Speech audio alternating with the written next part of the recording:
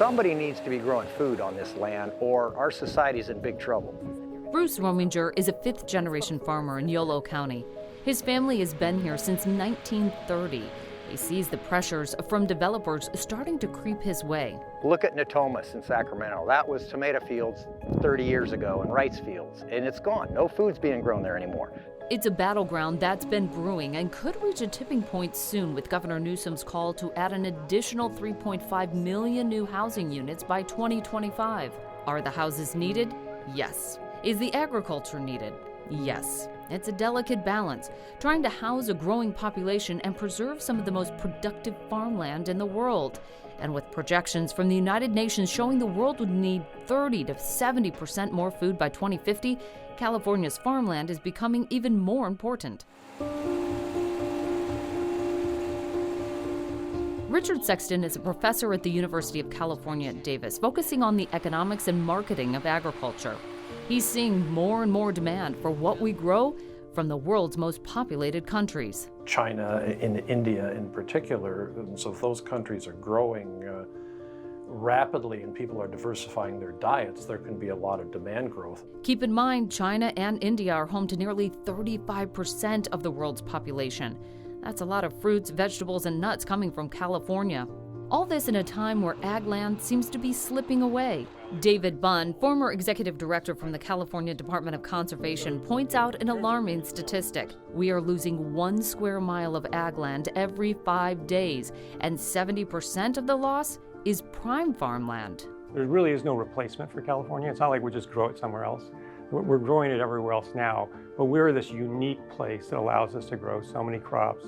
That's why the department has spent decades mapping out everything from prime ag land to ranch land, irrigated land, and how it's been changed due to urbanization. Take a look at how the valley floor has changed since the 1990s. Notice how the yellow area is increasing. That represents urban development. The biggest concern is how much prime farmland, areas that have rich soils and water access, is being developed for housing and business. That's the first step. I mean, you can't protect it unless you know where it is. It's all about smart growth, something California failed to recognize before 1960.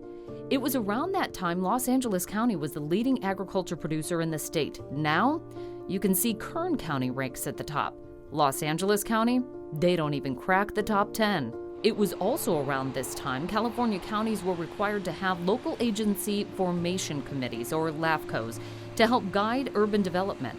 Brandon Ash is a member of the Colusa County LAFCO. You can't stop growth, and we're not there to do that, but it's to have it organized. Brandon is also a fifth-generation farmer living on the land his parents and grandparents farmed. When describing life in Colusa, it all revolves around agriculture. Ag is our life here. For Colusa County, you know someone that's in ag, if you know anyone. You're either actually on the farm or you're working for a processor or you're, support serving the people that are doing those jobs. The loss of agriculture and all the multipliers from processing to manufacturing would hit Colusa hard. In fact, UC Davis professor Richard Sexton's research shows it would be the hardest hit county in the state since nearly 30 to 50% of the employment is in food and beverage processing.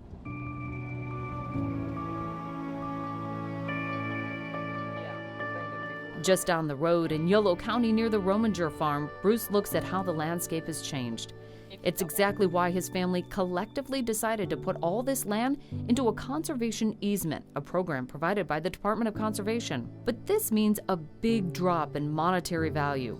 By some estimates, the value could drop as much as 50% because it can no longer be sold to a developer. To incentivize landowners, the Department of Conservation pays the difference in lost value. There's restrictions now. Obviously, we can't subdivide it. We can't cut it into little pieces and sell it for houses, which we would have never wanted to do anyway.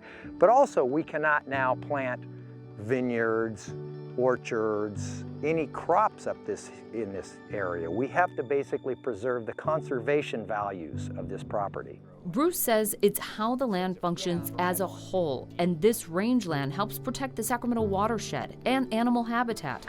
All part of protecting this highly productive ag land 30, 50, 100 years from now.